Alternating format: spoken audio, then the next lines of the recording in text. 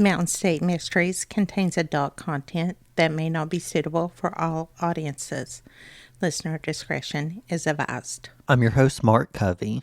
And I'm Courtney. And this is Mountain State Mysteries.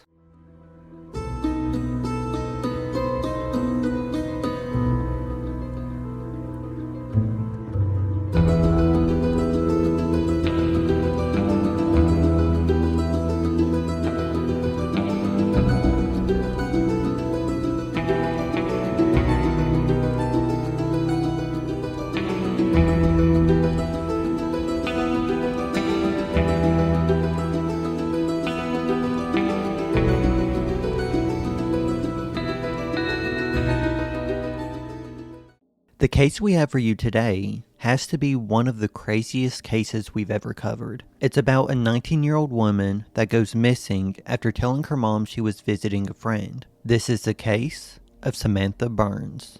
Samantha Burns was born on April 23, 1983, to Candy and John Burns. Samantha grew up in Hamlin, West Virginia. She went to Guyan Valley High School in Birchland, West Virginia. In 2001, 18-year-old Samantha graduated from Guyan Valley High and went to attend Marshall University in Huntington, West Virginia, which is only 45 minutes away from where she grew up.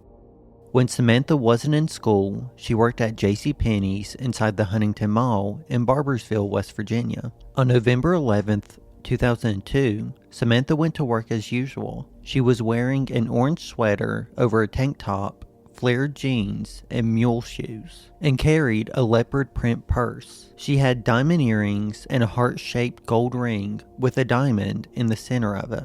Samantha's aunt, Tammy Atkins, actually came into the store that day to buy some clothes for Samantha's cousin and to say hi around 6:30 p.m. that evening. She confirmed that Samantha was there and everything was going well with her. At 9:46 p.m., Samantha called her mom, Candy, to tell her that she had been with some friends, or that she planned on visiting some at the Marshall University Courtyard Apartments. Which one it is, I'm not too sure because I've seen both in different articles, which, in one of them, it said that she decided on staying at a friend's place in Huntington. After this call, she never made it home.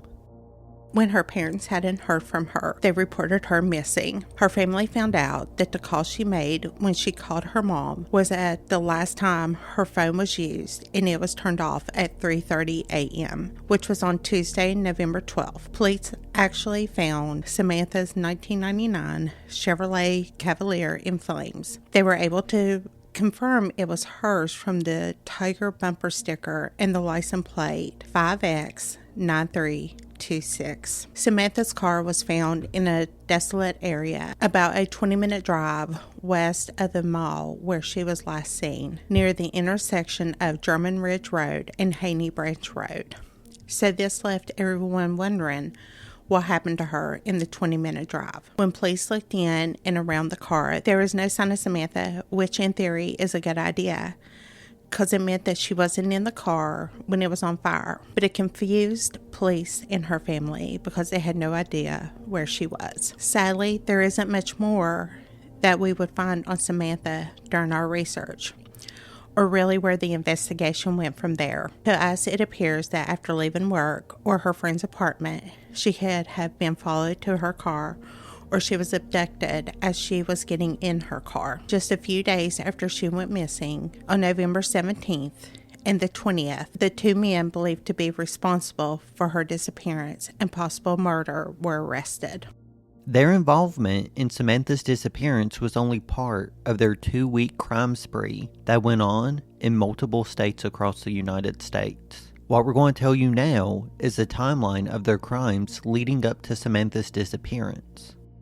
25-year-old Chad Folks and 19-year-old Brandon Basham were cellmates in jail in Madisonville, Kentucky. They didn't know each other before becoming cellmates, but they became close, and I mean close enough to become conspirators during the time they were in the cell together. Chad was originally from Huntington, West Virginia, which he already had an extensive criminal history there. He had met and married a woman in Kentucky named Veronica, who had a 3.5-year-old son named Miles. From my research, he took care of the family the only way he knew how, and that was through theft. He had a history of violence against women, and multiple of his past partners, including Veronica, actually came forward after his arrest, claiming that he had been violent and aggressive towards them, even sexually assaulting them. 2 months before Samantha went missing on August 25th, 2002, Chad stole a credit card and drove to Walmart. He told Veronica to go inside and use a stolen card to purchase a necklace, but instead, she went inside and contacted the police, claiming that Chad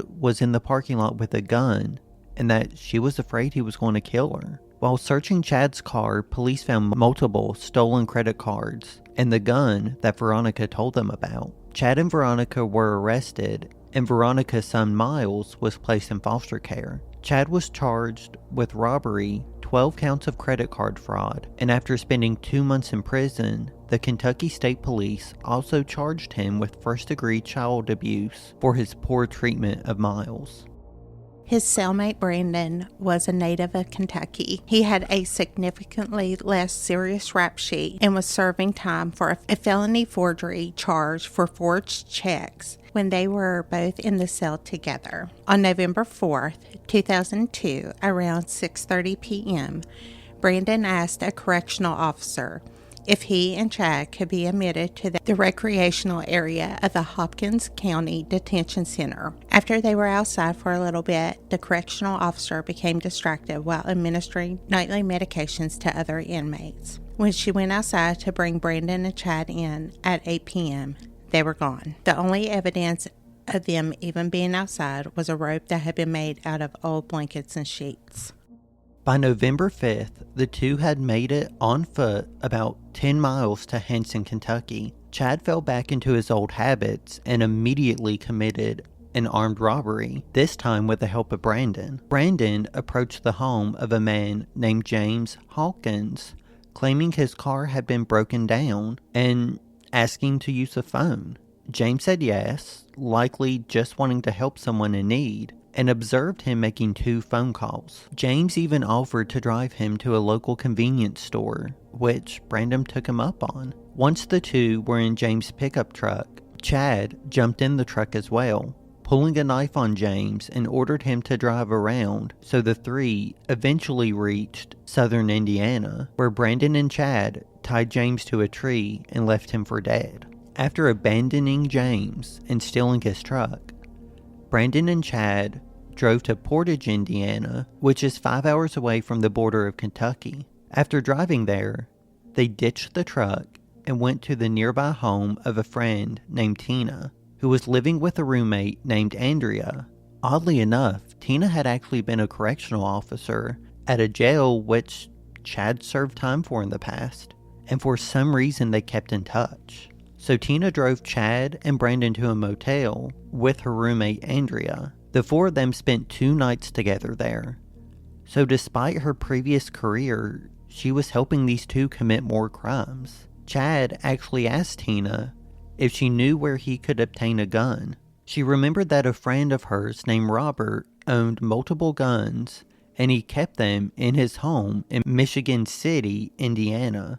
So they all went there together, and Tina and Andrea got Robert away from his home while Brandon and Chad broke in and stole multiple guns, along with some jewelry and a checkbook.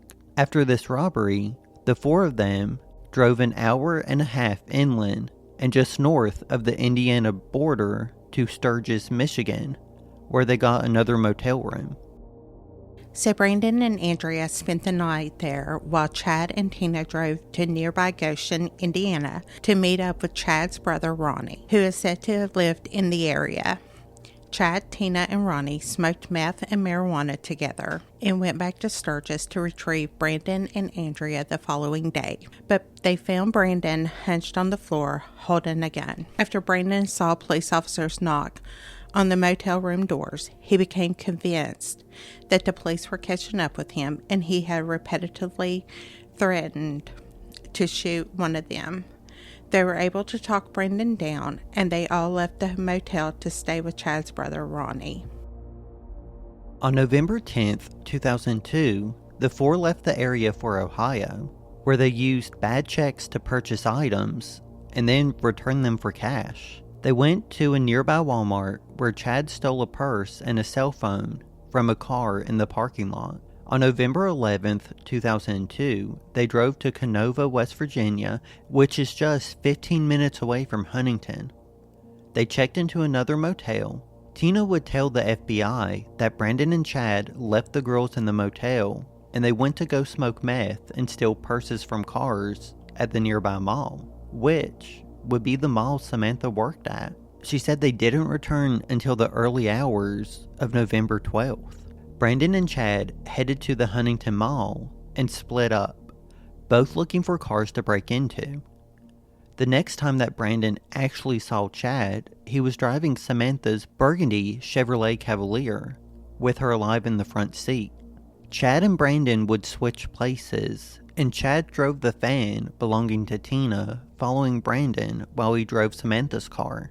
So Brandon and Chad drove to the nearby Foodland grocery store and left Tina's van there, before driving to different ATMs, forcing Samantha to pull out cash for them. Chad then drove Samantha's car back to Foodland to get the van, and Brandon said that he wanted to find a place to assault Samantha. According to Chad's testimony, the man drove to a secluded area near the Ohio River. He said that he watched Brandon get out of the car with Samantha and disappear for about 20 minutes. When he returned alone, Brandon told Chad that he wanted to purchase gas to pour on Samantha's car to set it on fire in order to remove fingerprints. After burning and abandoning Samantha's car, Brandon and Chad returned to their motel covered in mud.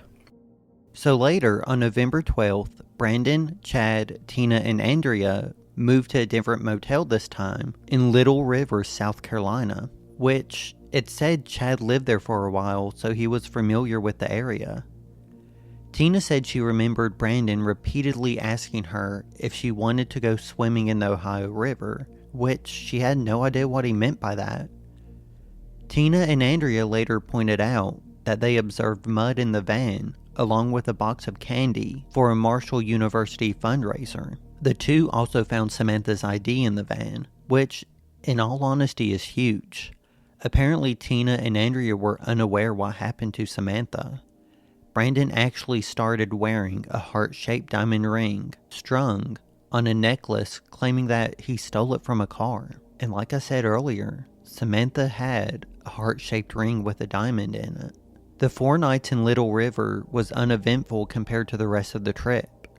They smoked and drank together in the hotel room. On November 14th, they headed to nearby Myrtle Beach, South Carolina. In hopes of stealing more guns, they left the girls in the motel room and broke into the home of Sam Jordan. As Brandon and Chad were leaving the house, Sam's father, Carl Jordan, drove by, so Chad, who was driving away, started to ram Carl's car with Tina's van, while Brandon ran from the house and fired his gun to scare Carl off. He hit a nearby greenhouse while shooting the gun. So Carl drove away, but Brandon and Chas followed him, still firing shots, but now at Carl's car. The two then abandoned Tina's car and stole a white pickup truck. At 2:37 p.m., Walmart surveillance footage showed a 44-year-old Alice Donovan driving her blue BMW into the parking lot, closely followed by Brandon and Chad. Alice was a mom of 2 daughters and had been picking up some supplies for Thanksgiving dinner. When she parked her BMW, Brandon approached her and Chad circled in the stolen truck. Chad left the truck in the Walmart parking lot and started to drive Alice's car, with Alice and Brandon in the back seat, basically holding her hostage, just like they did with Samantha. Brandon and Chad used Alice's debit card to withdraw money from multiple ATMs, and later that evening, they crossed state lines into North Carolina and stopped at a cemetery where both Brandon and Chad assaulted Alice. Alice sensed that the two were planning to kill her, so Alice begged Brandon to leave the gun in the car, but he refused. Brandon walked Alice away from the car, and just like with Samantha, Brandon returned alone. After this, the two men went back to the hotel to meet Tina and Andrea and informed them that the police taken Tina's van and that Brandon and Chad needed to go back to West Virginia without the women. Chad would later say that it wasn't until his trip back to West Virginia that Brandon admitted that he killed both Samantha and Alice. On November 15th, 2002, the men arrived back in Huntington, West Virginia and spent the next 2 nights smoking crack cocaine at the house of a friend of Chad's. This friend would later testify that despite Chad trying to pin the murders on Brandon, Chad was the ringleader and had controlled what the men did. It's the opposite of what Chad said. 2 days later, the two were back to their ways and were breaking into cars in a nearby mall parking lot. Around 7:30 p.m., Brandon attempted to steal a car from a woman named Deanna Francis with her and her 15-year-old daughter inside. Luckily, the two were able to escape, and Deanna immediately reported this to the police. A police officer was in the vicinity and was able to catch up and spot Brandon quickly, so the officer pursued him on foot. Brandon did elude the officer by hiding behind train cars near the Ohio River, but he was apprehended by 9 p.m. Chad, however, was still on the run. That same night, Chad saw a news report that Brandon had been arrested, so this spooked him.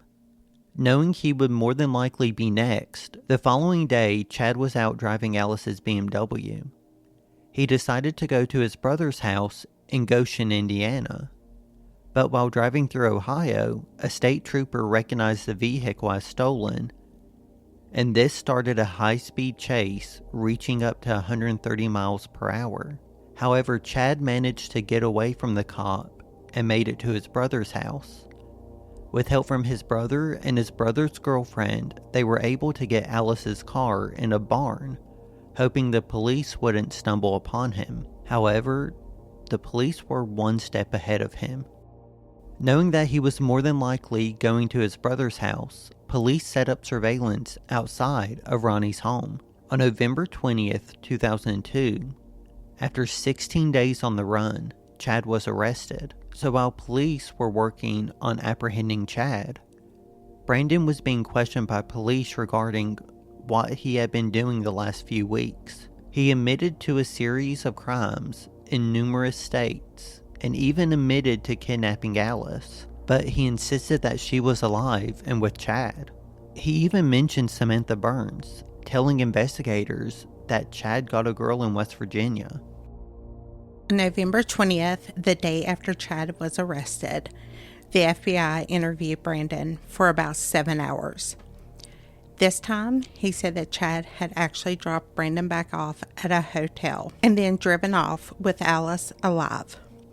Over the next few days, he attempted to aid investigators in finding Alice, who hoped that Alice was still alive, even drawing out maps of his and Chad's whereabouts.